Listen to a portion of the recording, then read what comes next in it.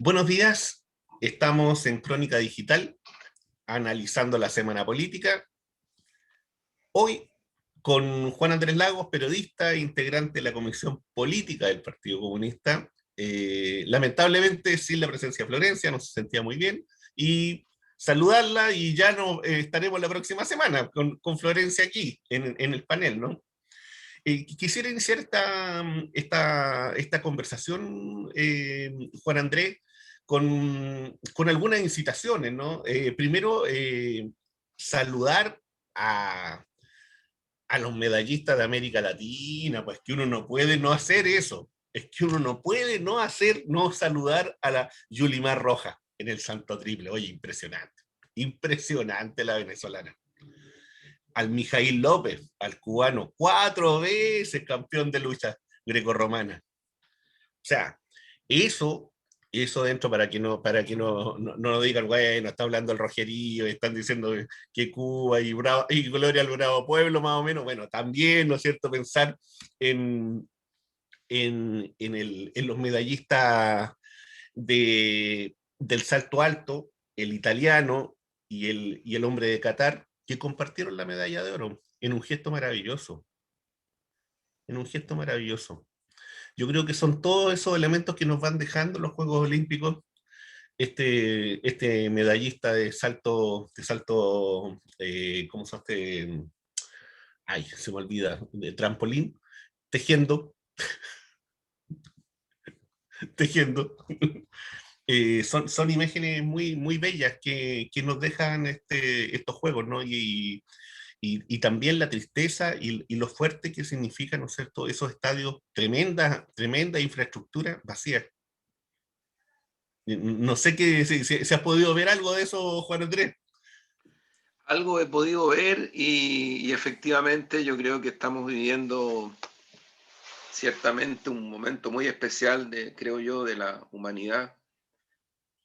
Eh, yo siento que hay subjetividades que están cambiando mucho. Mm. El poder dominante en el terreno cultural, en el terreno ideológico, doctrinario, religioso. Creo que en el terreno económico, por supuesto, en el terreno de lo cavernario que ha sido para la humanidad un sistema global que tiene hegemonía por mucho, mucho tiempo en el mundo, creo que sigue mirando con espejo retrovisor esta crisis de la humanidad. Y, y yo creo que también en las subjetividades masivas, heterogéneas, diversas, especialmente en el primer mundo, estoy hablando de Europa y su eurocentrismo, Estados Unidos y su ególatra forma de mirar el mundo.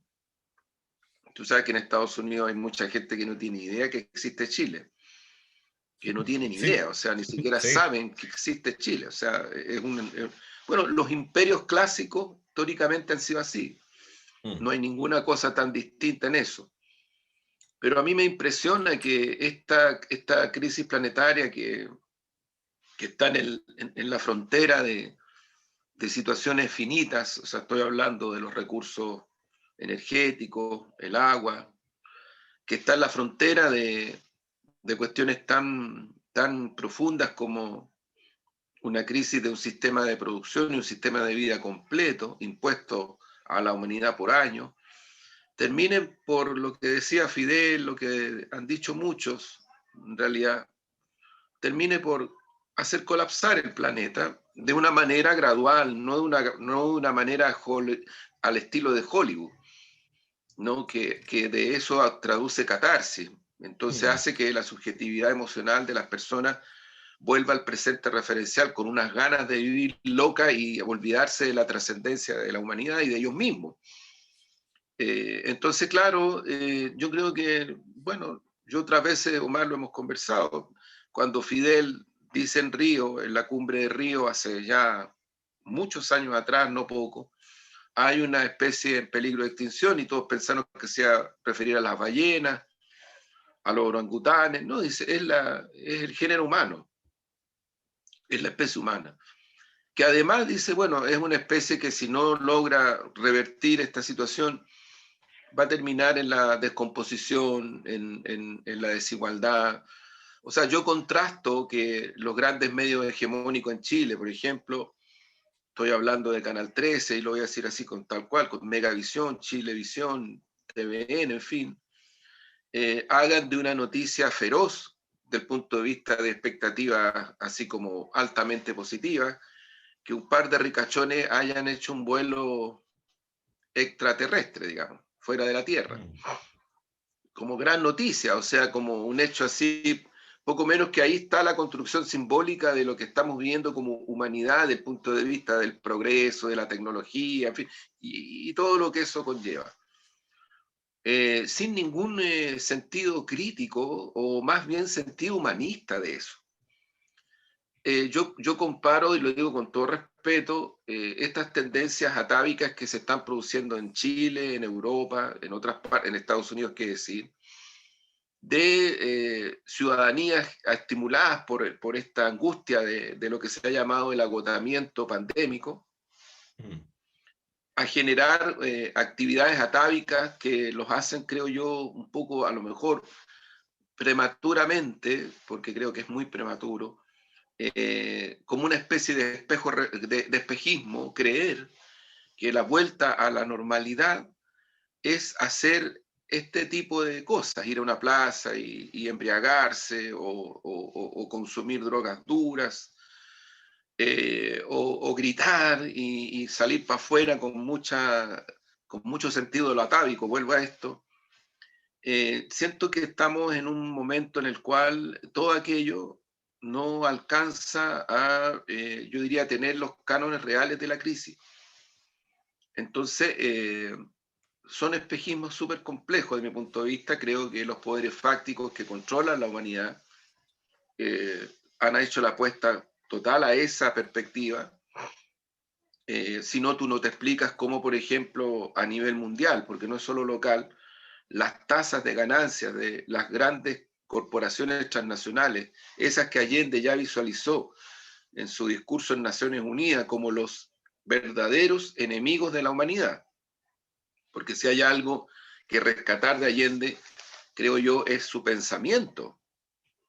Y que muchas veces su propio partido y la propia izquierda no lo toman en cuenta, como que no hubiera existido, como que el Allende es la nimita del estadista, del líder que muere en la moneda, ¿no es cierto?, con un fusil en la mano defendiendo la democracia, cosa que es totalmente real. Pero de Allende y lo que Allende hablaba y decía y lo que llevaba a la práctica, creo que hay en la izquierda chilena una insuficiencia de práctica teórica y de autorreflexión que se explica un poco también por las propias y atávicas formas de tratar de reconstruir discurso político y acción política por parte de las izquierdas en Chile.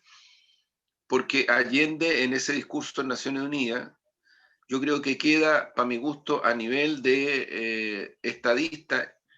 Yo comparo ese discurso, Omar, incluso creo que es mucho más trascendente el de Allende, pero lo comparo desde el punto de vista de los contextos que se están viviendo con el discurso de AMLO, López Obrador, hace poco, cuando México asume la presidencia pro tempore de CELAC, ¿no? CELAC, a lo cual la izquierda local le da, ni hablan de CELAC en Chile, ni hablamos de CELAC. Esa es la verdad. O sea, si tú le preguntas a cualquier persona de izquierda, de cualquier fuerza política o independiente, ¿qué es lo que es CELAC? Yo creo que no tiene idea o sabe muy poco. Muy poco. Aquí estamos con cosas, o sea, no seamos cínicos con nosotros mismos, cínicas y cínicos con nosotros mismos. Bueno, pero ese discurso dicho en la inauguración de CELAC en México, cuando México asume la presidencia pro tempore de CELAC, es de una trascendencia muy grande, porque López Obrador vuelve a hacer un análisis global de los multilateralismos, de las correlaciones, hace referencia a Allende y no es casualidad, porque van en esta misma lógica. Habla de Cuba y la compara a un hecho histórico civilizacional. Y dice Numancia. no, sí, Numancia. sí, No es menor. no es menor. Y dice que que el problema no es estar o no de acuerdo con el gobierno de Cuba, el problema es otro, y él considera que Cuba debería ser declarada patrimonio de la humanidad por su dignidad como pueblo. Yo siento que incluso en las propias filas del PC, de la izquierda, no sé si este discurso está de alguna manera conmoviendo como yo creo que nos debería conmover. A propósito de inserciones localistas, a propósito de desvinculaciones de los contextos correlacionales que Atilio Borón también ha planteado con mucha Sí. exactitud de mi punto de vista. Creo que el discurso de López Obrador en ese sentido, en el sentido civilizacional, en el sentido de velar lo que es la OEA y la necesidad de superarla, yo creo que es de una gran dimensión. Y insisto, a proporción más o menos lo ubico en la continuidad de la dialéctica de una izquierda revolucionaria y emancipadora con el discurso de Fidel en Río, que dice hay una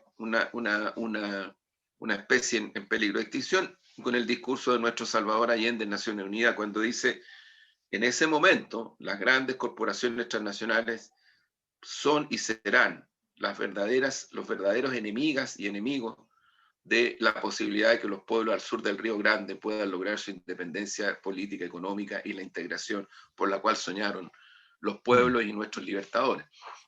Yo siento que ahí estamos... Juan Andrés, disculpa, bueno, me llevaste la conversación a un punto que va bastante clave y además muy...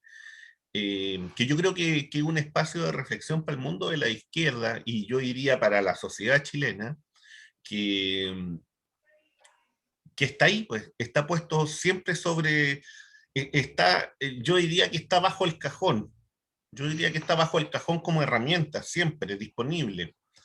Salvador Allende uno lo puede venir y observar, como dices tú, sencillamente como un símbolo, como un rostro, como algo a pegar en la pared, ¿no es cierto? O lo puedes usar como una herramienta política y como una herramienta discursiva y también como una herramienta histórica para entender procesos históricos. Y eso yo tengo la impresión de que a mí me pasa con cierta izquierda últimamente, que considero de que en estas dimensiones postmodernas hay un calado postmoderno ahí que es muy fuerte, un calado de constructivista que hace imposible, ¿no es cierto?, un calado desde ese punto de vista también colonizador o colonizado, que no permite reelaborar desde las propias experiencias nuestras, que más bien siempre se está mirando en ese tipo de espejo, en esos espejos que son Europa, en esos espejos que son no sé dónde, aquí, allá, que se va a estudiar un doctorado no sé a dónde qué, y después se vuelve a reproducir lo mismo que se estudió allá, y se viene como que con algo que supuestamente se sabe que otros no saben, y perdieron la sensibilidad, y cuando hablo de la sensibilidad, perdieron la calle, perdieron el sentido de lo que está ocurriendo en su propio país, dejaron de ser parte de su propio país para estar pensando y mirando desde alguna metrópoli. Y yo creo que ahí nuestro problema, y eso ya Fanon lo dijo hace mucho rato, eso en la introducción de Jean-Paul Sartre a los condenados de la tierra, fue muy claro y muy abierto. O sea, aquí lo que se hace, ¿no es cierto?, es formar a un grupo de personas para que se les formen ciertas metrópolis para que después vengan a replicar y por tanto dejen de pensar en el sentido, ¿no es cierto?, desde una perspectiva, si uno quiere decirlo desde un punto de vista, desde una perspectiva descolonizadora. Y por tanto, si uno quiere venir y actualizarlo o quiere venir y hablarlo en el código del Rogerio, desde una perspectiva revolucionaria. Entonces dejan de hacer eso. Y ese vacío, es lo que trae consigo, ¿no es cierto?, que se produzcan una serie de errores o una serie de situaciones que se vuelven incomprensibles. Por ejemplo, se vuelve incomprensible la visita de Gabriel, ¿no es cierto?, a la cárcel. Está bien, si uno puede querer ir a visitar a alguien a la cárcel, pero cuando te quieren recibir. supongo yo, porque ser precandidato a la presidencia de la República, como ser senador o ser diputado o ser cualquier autoridad, no te da derecho a venir a ingresar a un espacio donde no te quieren ver. Más allá de que la acción, ¿no es cierto?, de que la acción del chachazo, el combo o lo que sea, no sea tampoco justificable. Pero a mí me parece que hay ahí una visión de una cierta élite que cree que puede venir e ingresar a cualquier parte y hacer lo que sea. Y eso también está dentro del mundo de la izquierda. Y hablo de eso como hablo también de que yo aguanté 7 minutos, te digo, 8 minutos aguanté el debate de Proboste, no lo resistí más porque era de una lata absoluta. Es que no tienen nada que decir. Yo no sé si a ti te pasó eso, pero a mí que me Sí, gusta, yo, o sea, me empecé a quedar dormido y dije, no, esto es un fastidio. Eh, mira, yo creo, Omar, que la carga que tenemos en Chile de un sistema mediático, que no es solo los canales de televisión, ¿ah? Si fueran los puros canales de televisión, es un poco más complejo. O sea, yo creo que el por supuesto. sistema mediático, medial, el sistema de construcción social de la realidad en Chile, este reduccionismo que algunos usan, la posverdad, lo Mm, utilizan como un recurso casi como sorprendentemente llamativo, cuando el concepto es bastante más profundo del punto de vista de lo que quiere decir en realidad, cuando habla de posverdad. En fin, yo siento de que nosotros somos una colonia, eh, seguimos siendo una colonia, a pesar de que efectivamente en las redes sociales se produce una cierta horizontalidad, una cierta ruptura con esta hegemónica construcción social de la realidad, en fin, pero seguimos siendo una colonia brutal. O sea, yo creo que las posibilidades, incluido Internet, incluido todo, a todos los sistemas, mm. WhatsApp, Facebook, Instagram, todo, incluido todo. Porque, para mi gusto, a la base de esto está la forma de un control social, de un control doctrinario, de un control de las mentalidades, que ya no está solo en el mostrarte algo, sino que es previo a eso, es el que de alguna manera te busca disciplinar el comportamiento mental. Y esa es la profundidad de la dominación cultural en Chile, que yo creo que no la tienen otros países en nuestra región, que es una cuestión que hay que verla en profundidad, porque creo que es uno de los grandes temas de la emancipación social, popular, cultural chilena. O sea, la construcción de ética y de estética desde el campo popular es un proceso embrionario en Chile reciente, porque incluso bajo la Concertación, yo creo que hubo entre seducción y entre dominación al mundo intelectual, al mundo artístico, al mundo cultural. Las marginalidades fueron muy marcadas, por eso es que yo creo que, por ejemplo, nuestro Pedro Lemebel es una estrella fulgurante, porque creo que en eso tuvo una consecuencia tremenda. Unos podrán decir, bueno, le acomodaba la marginalidad. Yo creo que no, yo creo que a Pedro no le acomodaba la marginalidad. A Pedro le dolía y le costaba mucho mantener la posición que mantuvo en los 80, después en los 90, ya hasta su muerte, porque su irreverencia tenía que ver con la lógica de una construcción nueva de ética y estética popular.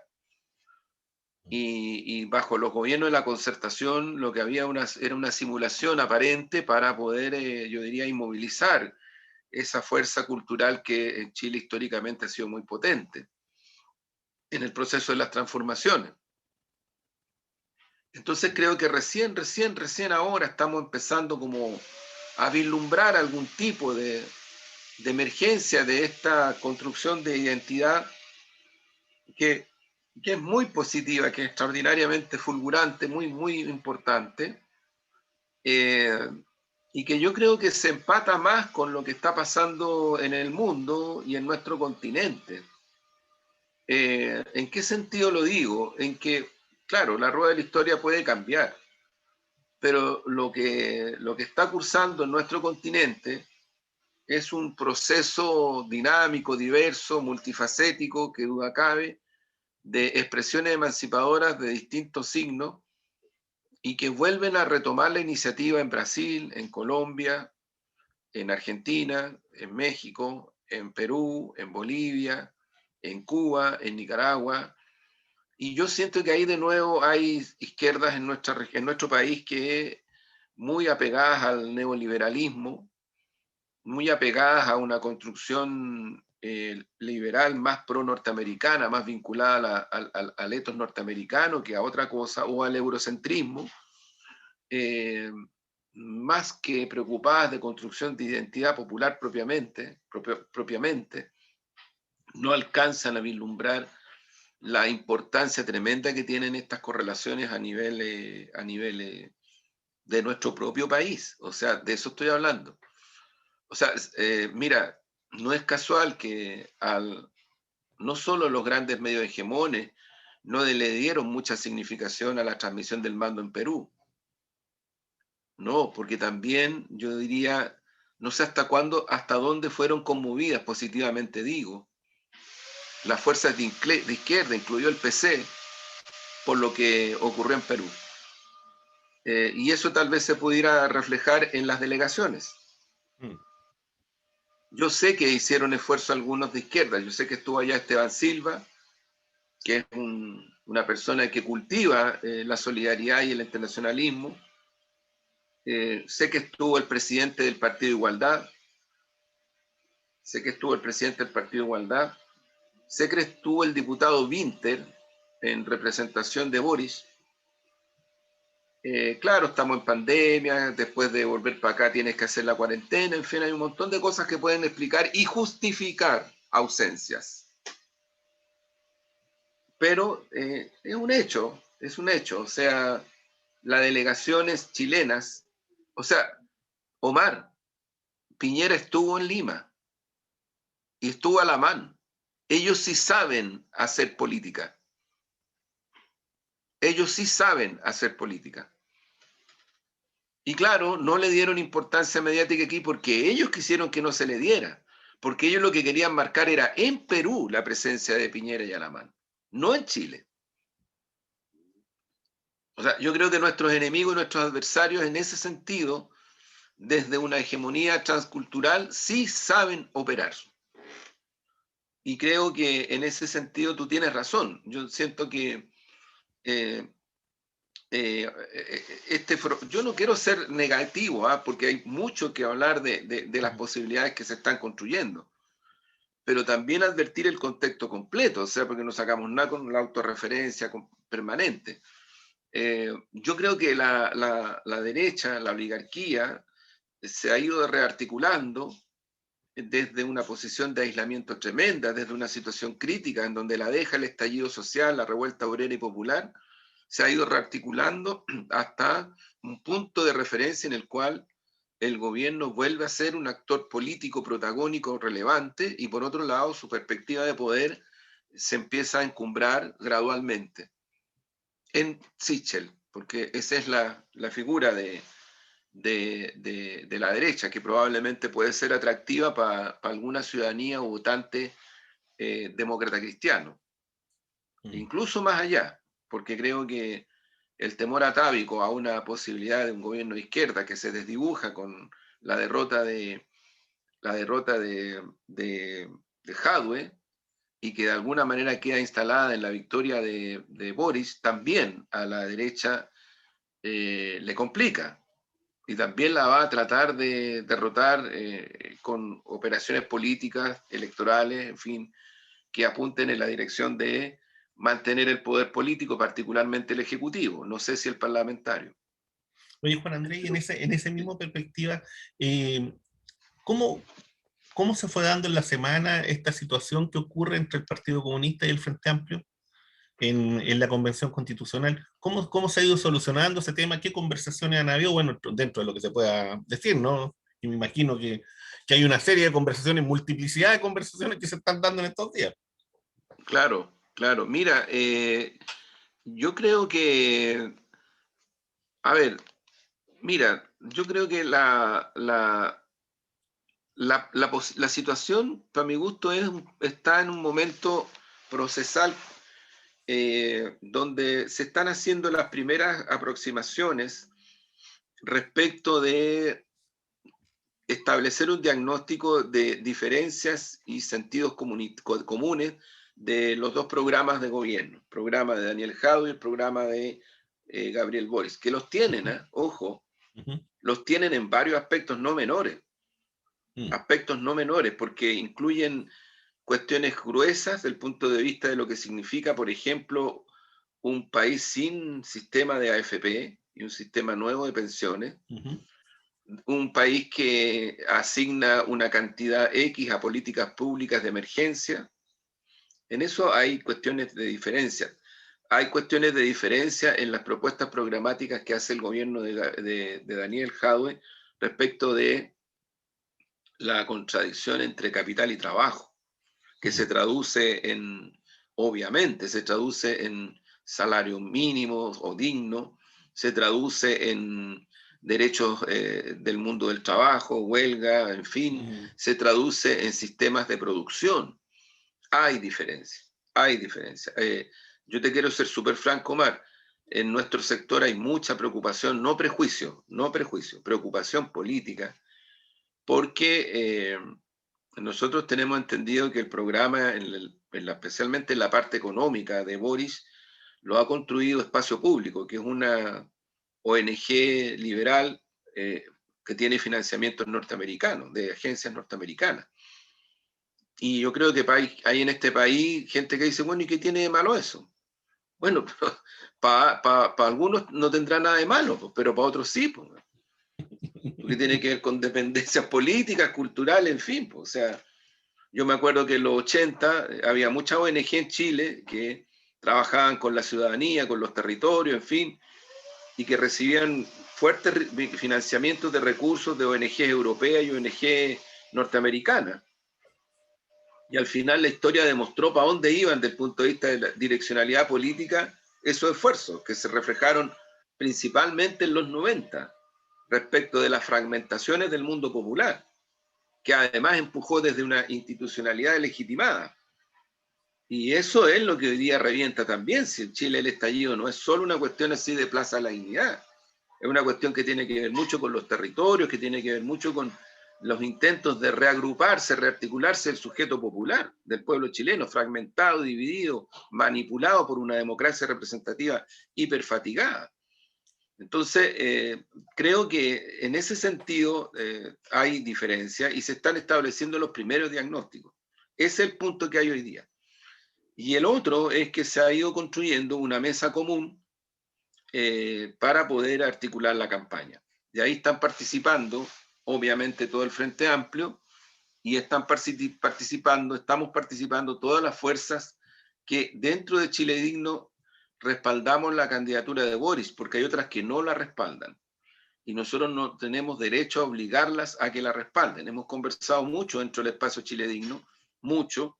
Chile Digno se mantiene, es una alternativa y una plataforma estratégica que está pensando en la perspectiva de la conquista de un gobierno democrático popular en un periodo históricamente breve, que no lo visualizamos necesariamente en un gobierno eventual de Boris, menos si es otro gobierno, que visualizamos positivamente, también tenemos un punto en común, el liderazgo de Daniel Jadwe, su programa, en fin, la propia votación lograda.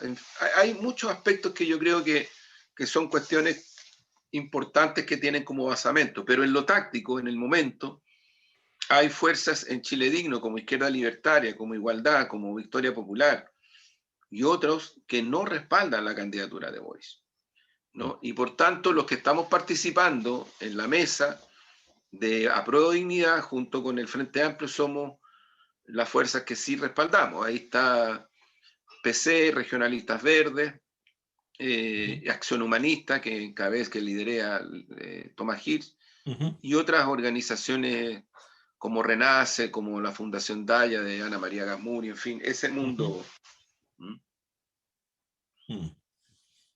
Y ese es el estado de situación ahí. Ese es el estado de situación ahí.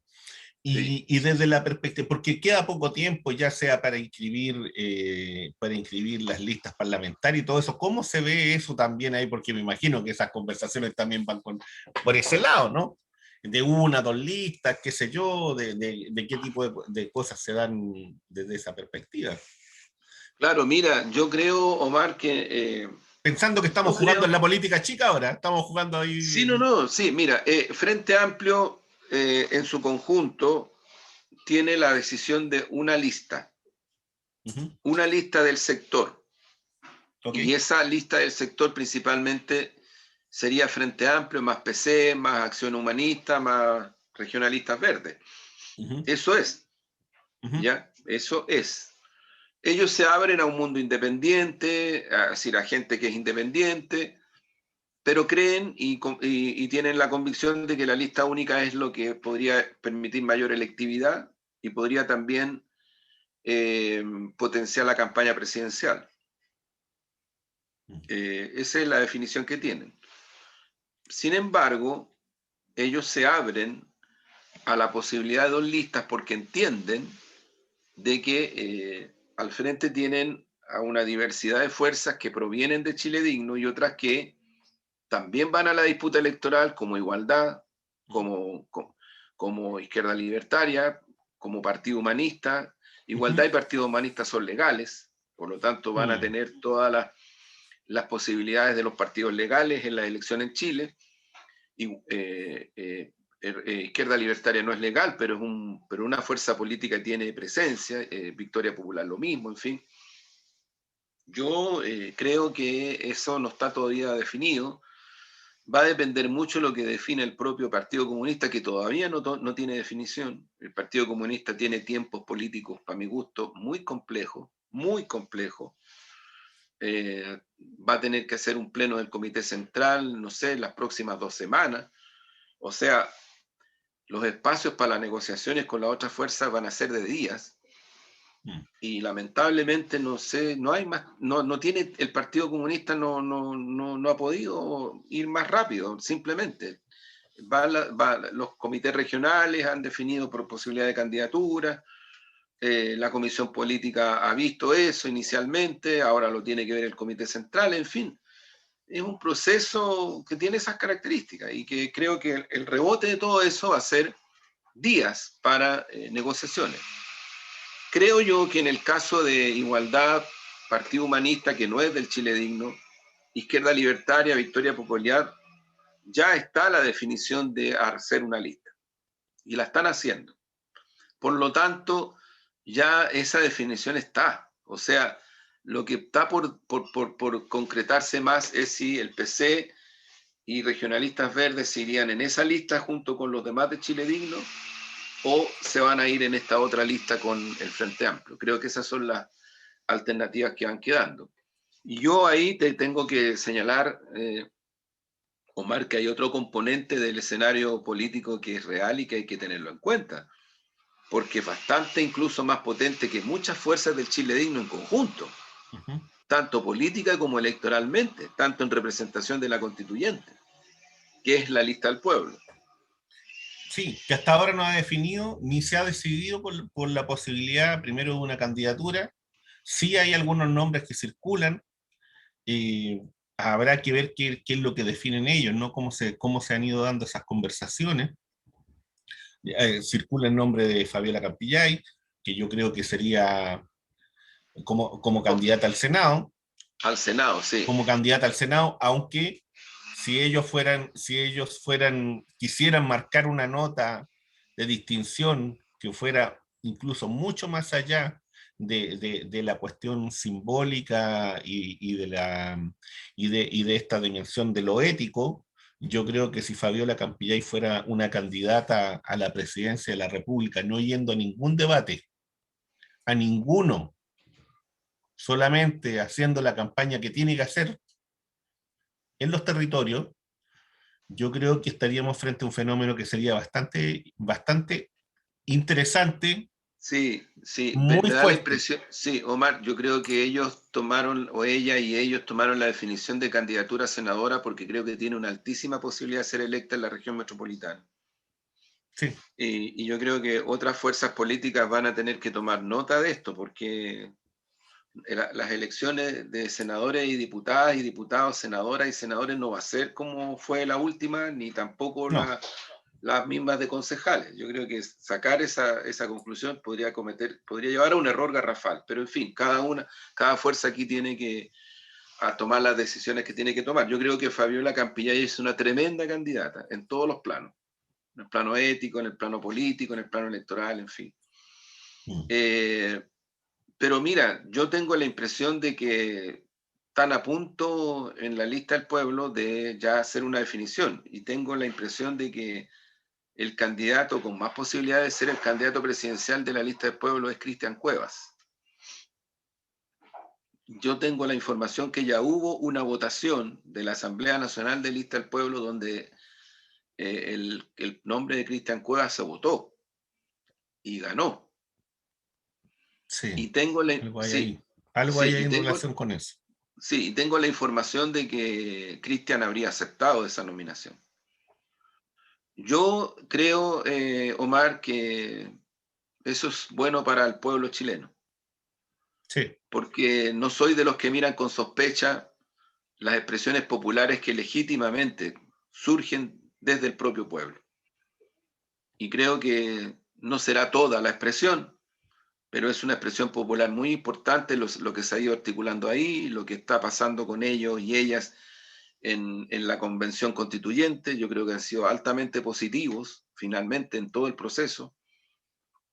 Ahí los que han pegado, ¿cómo decirlo? Los que han tratado de reponer políticamente, política de consensos y cosas de esa naturaleza, yo no espero otra cosa de la expresión socialista o de la derecha o la concertacionista, Arbó, en fin, toda esa gente.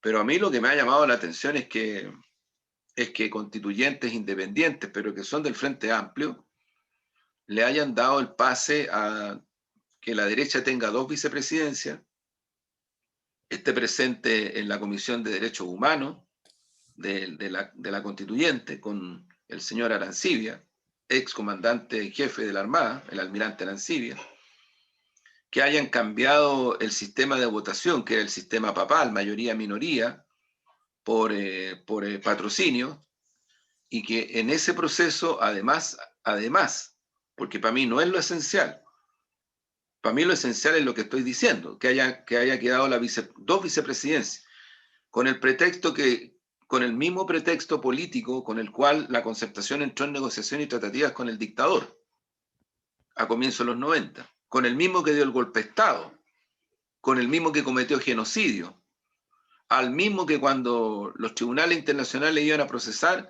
el gobierno de turno de la Concertación salió a defenderlo, incluso dándole a Gran Bretaña el antecedente de que Chile, bajo dictadura, había apoyado su intento de controlar y de tomar las Islas Malvinas, que son las islas de Argentina, con una fuerza de tarea y de invasión que llegó hasta acá, hasta nuestra zona. Esa es la historia real.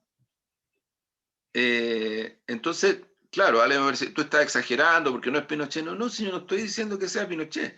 Lo que estoy diciendo es que es el mismo sector político, con la perorata de que aquí todos tienen que estar representados, están victimizando a la derecha, no se le puede excluir. Es un cinismo político, pero brutal, brutal, de una cosa antidemocrática poco aceptable. y, Yo por lo menos, mira, Omar, yo para serte súper claro, yo soy militante comunista, pero yo no acepto una situación así.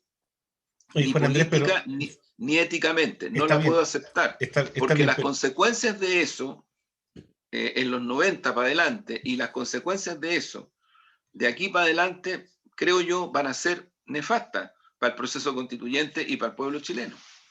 yo la pregunta que me hago sencillamente, y más que pregunta, es una afirmación.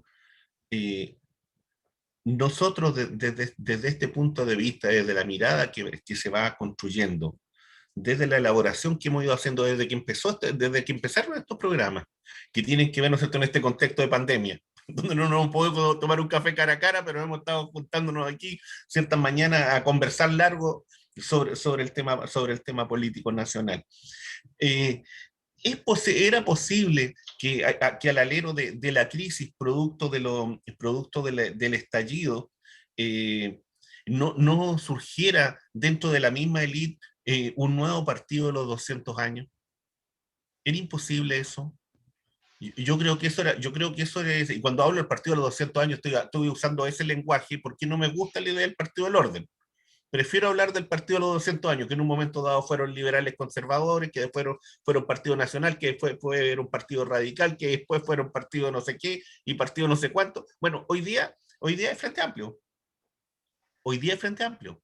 Entonces, el Frente Amplio lo que está haciendo, está cumpliendo el rol histórico de los vacíos que quedaron a partir, ¿no es cierto?, del desastre que comienza a surgir desde el 18 de octubre en adelante y de este proceso de rebelión. Y aquí entro a un tema que tiene que ver con una tesis que se ha planteado en otros panelistas en otros lugares, para ser bien claro, Mayol, Quiroga y Macari, plantean, ¿no es cierto?, esta idea de que pareciera ser que volvemos a la estructura del año decisivo, y se vuelve la estructura, ¿no es cierto?, del momento del declive de las posiciones que estaban por la salida revolucionaria o por la salida de la rebelión, y se entra al proceso de la conversación y de la transacción, y por tanto de la nueva transición.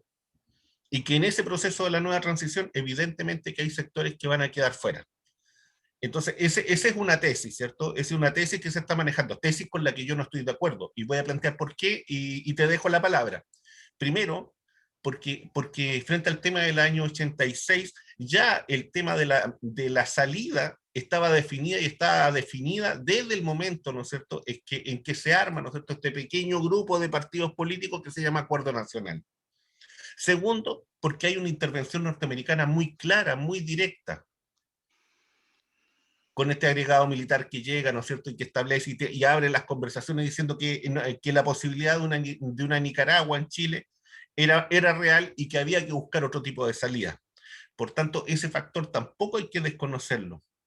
Sí, sí creo que el proceso de rebelión que nace del 18 de octubre, que este proceso de rebelión que es, por decirlo así, que no es manejado, que no es articulado, sino que es una explosión, pasa por un momento de discusión dentro de los sectores populares y dentro de los sectores políticos de conducción, que fue lo que vivimos, ¿no es cierto?, entre noviembre, más o menos, hasta mayo del año 2020, donde ahí estaba el movimiento sindical, donde estaban feministas jóvenes disputándose abierta y claramente, ¿no es cierto?, la conducción del movimiento. Y luego, ¿no es cierto?, entramos al periodo de pandemia, entramos al periodo, ¿no es cierto?, de lo que significaron las votaciones y todo lo que estamos hoy día, y en donde pareciera que todo ese proceso de rebelión se encauzó. ¿Dónde se encauzó? En la Convención Constitucional. Pareciera que está ahí el proceso encauzado, pareciera.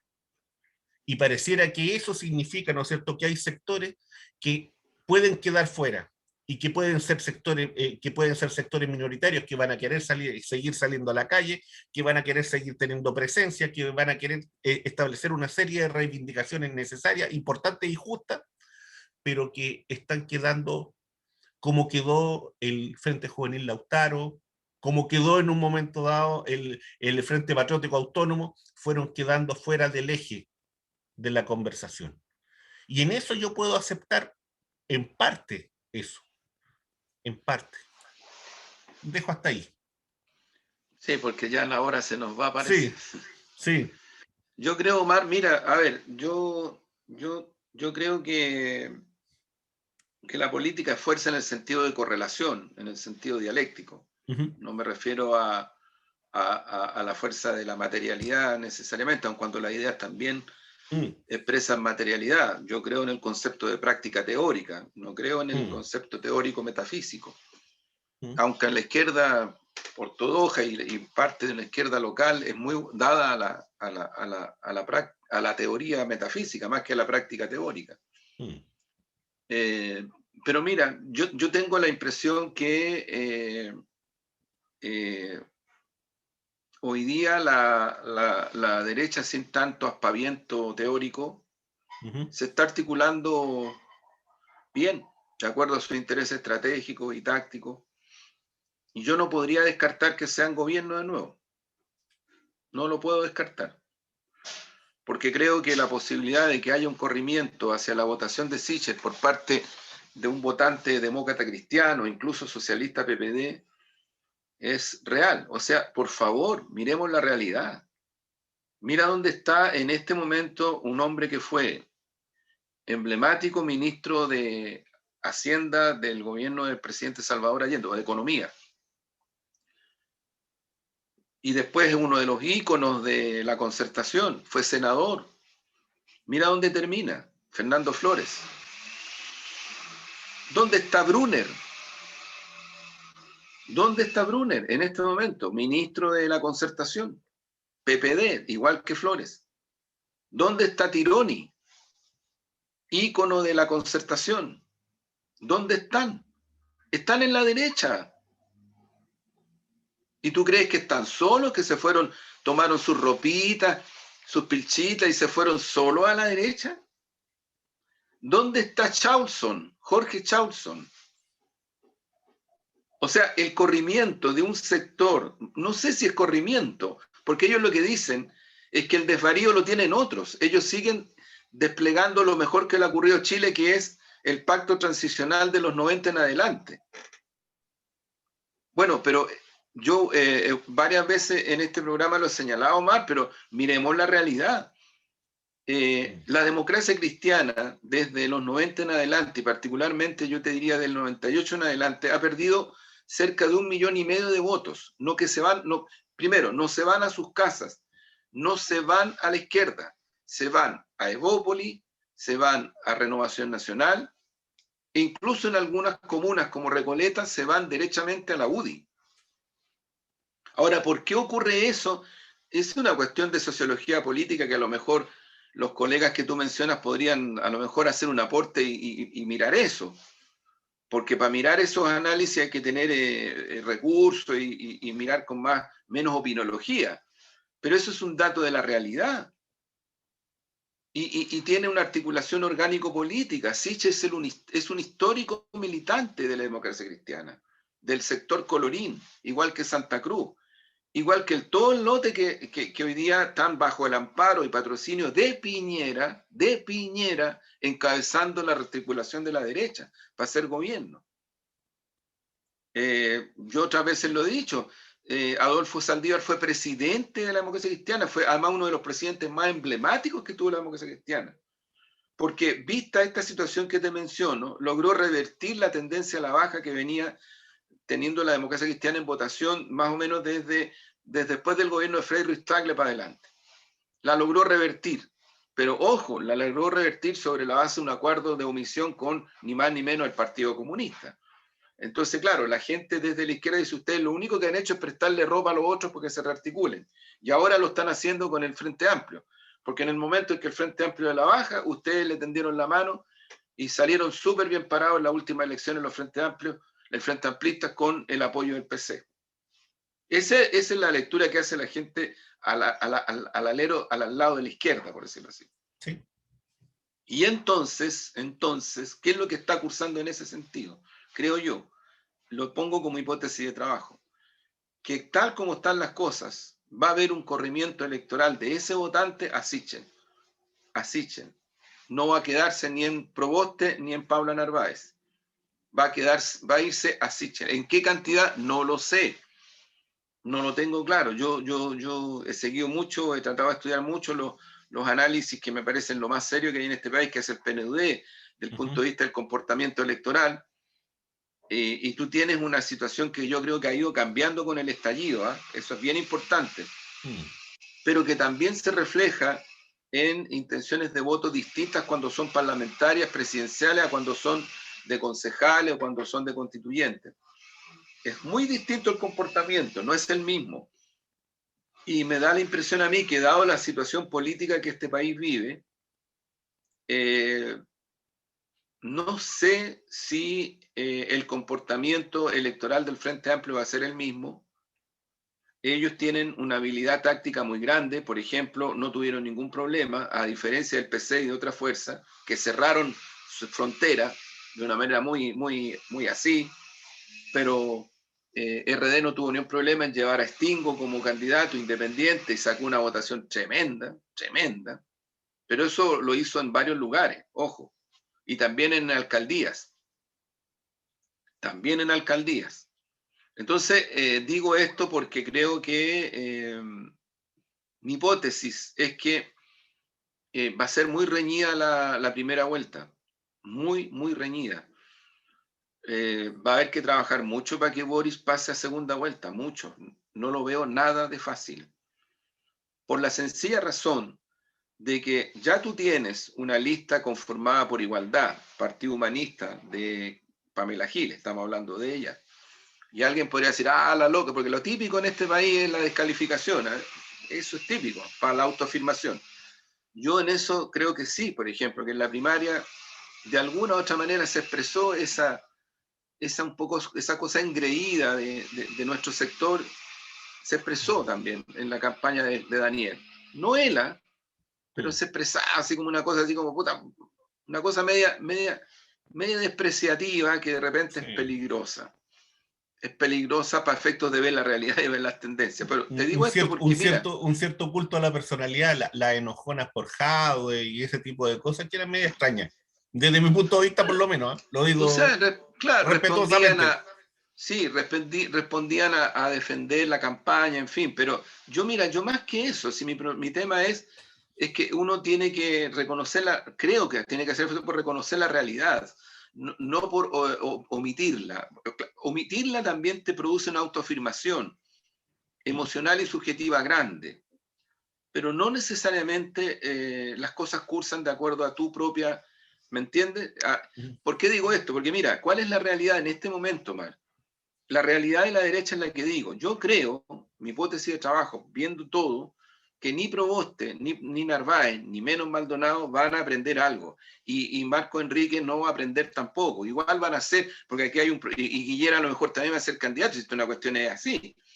Pero van a producir más dispersión, van a atacar, van a tratar de mantenerse en el escenario mediático, pero no van a tener ninguna significación. Yo creo que el que está por el lado de la derecha, ya la derecha se ordenó. Fíjate, tuvieron una reunión ayer. Lavín, Sichel y los líderes del Chile Vamos. ¿Tú sabes cuál es la decisión que tomaron? Fuera los rostros de los partidos, puros independientes acompañando a Sichel. Obvio, pues, bueno, obvio. Bueno, pero es que eso han de decírselo a la izquierda, al PC y a todo lo demás. No, pues, bueno, eso no entra. El Frente Amplio sí. Choquita por la negrita. El Frente Amplio sí tiene esa habilidad táctica. El Frente Amplio ya lo demostró en las elecciones pasadas.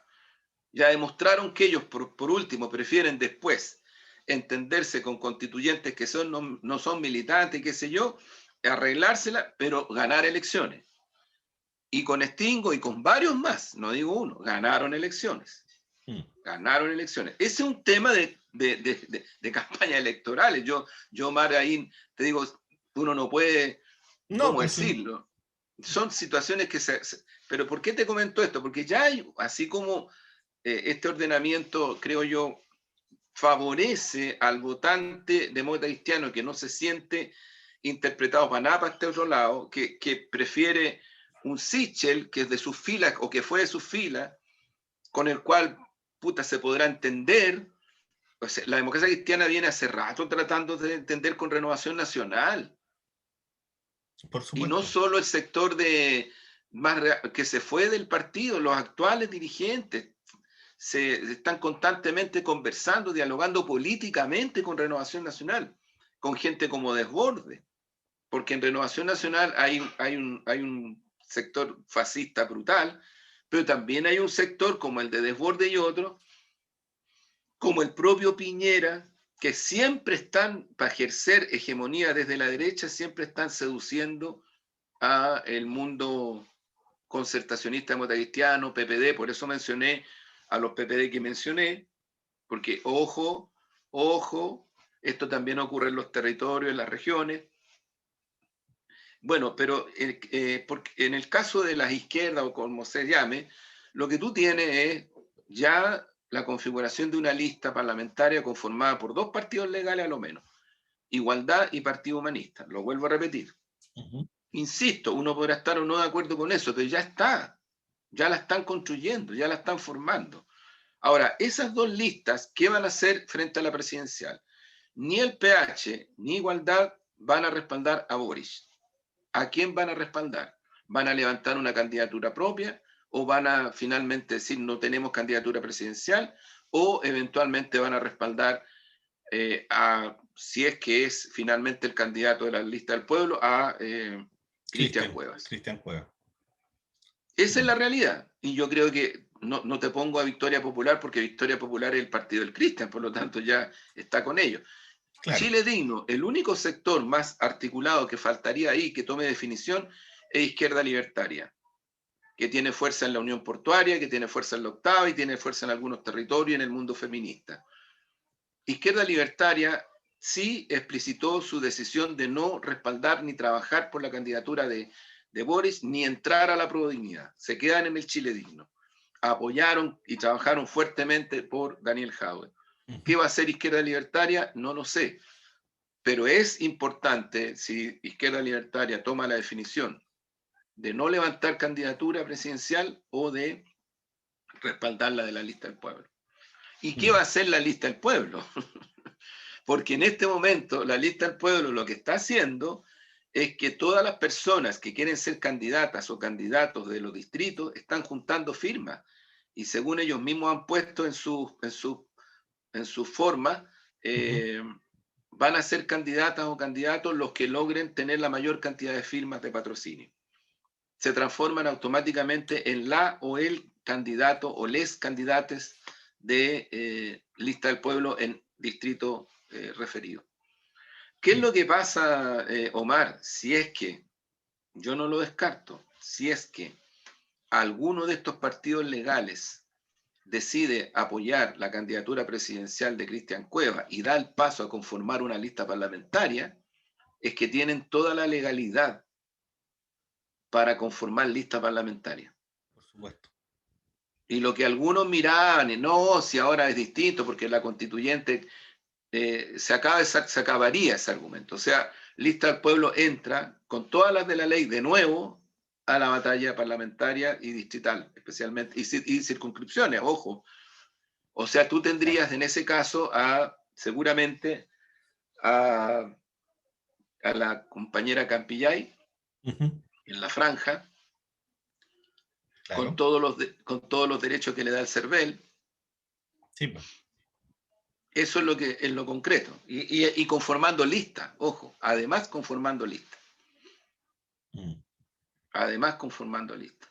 Entonces, son cosas que todavía no están resueltas, están cursando, porque también se puede dar que las fragmentaciones clásicas, históricas y recurrentes, enfermiza diría yo. Intrapartidos, porque en todos los partidos se da, Omar, incluido el PC también hay disputas al interior, tensiones, grupos, en fin, eso se da. Yo ya a esta altura de mi vida creo que el cinismo o la hipocresía es más peligrosa que cualquier otra cosa cuando tú haces procesos políticos, en fin, de esta dimensión. Entonces, digo esto porque esas variables a veces determinan las definiciones, tanto de candidaturas, tanto de pactos, en fin, las determinan. A uno puede no gustarle eso, pero las determinan. O sea, yo no sé, suponte si tengo entendido, de acuerdo a una versión de prensa que acabo de mirar hace poquito, que hay un sector de la lista del pueblo que se opone a la candidatura de Cristian Cuevas, que estarían pidiendo una nueva votación. Entonces, claro, uno dice, bueno, ya ahí son variables reales, son expresiones reales. Sí. Uno puede trabajar con hipótesis nomás, o con deseos políticos. Claro. Que es lo que mismo que se puede decir respecto de aprobabilidad de esta construcción política entre las fuerzas del Chile Digno que están por Boris y el Frente Amplio, que también, como te digo, hay tensiones programáticas, hay tensiones de otro tipo, hay convicciones también hay convicciones. Y por el otro lado, yo diría un concertacionismo fatigado, apagado, un concertacionismo que además sigue hablando desde la prepotencia, y eso lo liquida porque lo hace dar la espalda a la realidad. Porque cuando tú dices en este momento, como lo hizo Rego, como lo dice Paula Narváez, como lo dijo en el foro la propia Proboste, en fin, bueno, qué decir Maldonado, que ellos están orgullosísimos de los, claro, dicen, se cometieron errores, pero estamos muy orgullosos de los 30 años, de los gobiernos de la concertación y qué sé yo.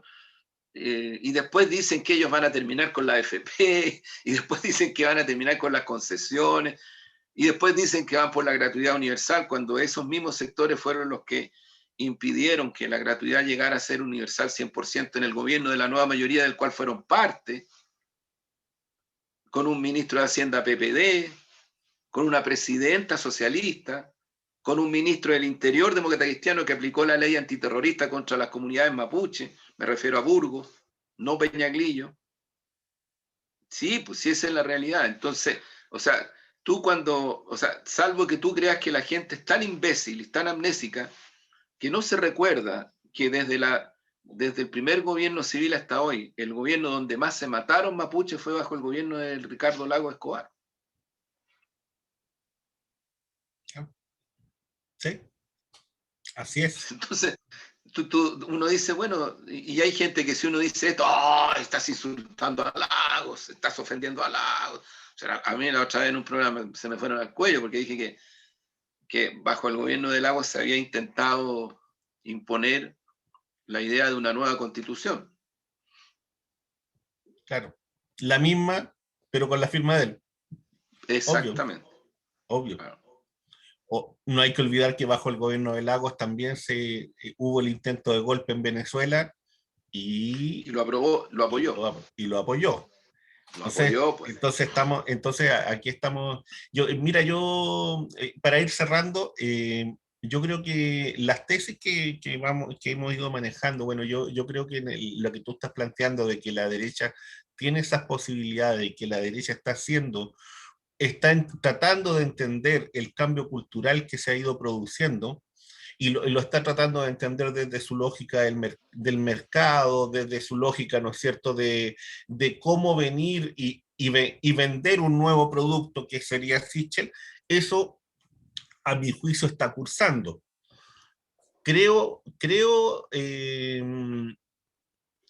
que además nosotros hemos hablado muchas veces de que aquí hay un sector amplio neoliberal colonizado y que ese sector amplio cruza, cruza la línea y que en ese cruce de línea, ¿no es cierto?, en ese trasvasije, en esa postura, en esa postura también pueden ocurrir situaciones que no sabemos hasta dónde se puede llegar. Y en eso el escenario es un escenario de sorpresa y es un escenario que todavía no está completamente cristalizado. Yo tengo la impresión que recién cuando veamos la papeleta de quienes van a en serio ya a la candidatura presidencial, vamos a ver medianamente, ¿no es cierto?, a qué escenario, cuáles son los actores que hay ahí. Yo creo que hay que esperar eso todavía y a ver cuáles son las listas. O sea, estamos en ese proceso. Sí, sin Estamos en duda. ese proceso. Bueno, Juan Andrés, Bueno, un agradecerte dato el además, tiempo. Ya cuéntame. Omar, un dato más. Se acaba de inscribir el partido con más de 40.000 firmas. El partido de, ¿cómo se llama este personaje que se muestra como Ah, progresista? Parisi. Parisi. Parisi, Sí, pues. personaje detestable. Bueno, pero te digo, 40.000 firmas. Personaje detestable. Lo único que puedo decir. Y no O sea, solamente y tiene más en realidad, firmas, tiene más firmas que el Partido Socialista, que Renovación Nacional, que la UDI, que el PC ahora, porque el PC ha bajado un poco, o andan por ahí empatados. pregunten a los señores Parisi por los 2 colegios que la masonería les entregó. Sí, pues. Sí, pues. Pregunten. Pregunten si han devuelto el dinero. Y ahí no era Claro. solamente Franco Parisi, era el hermanito, la No, hermana, hasta la prima. exacto. Y el tema es que ese tipo vuelve al escenario presidencial. Sí, sí, sí. Vuelve al escenario presidencial. Ahora él ¿cómo decirlo? Es una persona que se viste para allá, se viste para acá, le sonrió mucho a Bachelet en la última presidencial. Un encantador de serpientes, Exactamente, claro. como otros, ¿ah? Que van a aparecer seguramente desde ese Se punto de amparó vista, junto con Marco Enrique el tema etario, yo me recuerdo. por supuesto. Por Se supuesto. sacaban fotos juntos, así como los jóvenes emergentes, un poco esa era la idea. Que Sí, no sí, pegó sí. porque Bachelet era Sí, en ese momento tan transversal que ese fenómeno no alcanzó a llegar a tener mucha significación. sí. Yo creo que en este ámbito donde se juega tanto a los espejos y en donde el ámbito de las comunicaciones cumple una labor bastante nefasta a veces, eh, da la posibilidad de que estos personajillos puedan aparecer y darles vida. Sí, sí, Eso. eso es. Bueno, Juan Andrés, nos Ya, veremos pues la Omar, próxima semana nos eh, veremos. y ahí seguiremos analizando lo que está ocurriendo, pues. Seguiremos Y analizando lo que está ocurriendo en la semana. que Ya, pues estén muy Omar, bien. Chao, un chao. abrazo. Chao, Chao, chao. chao. Chao.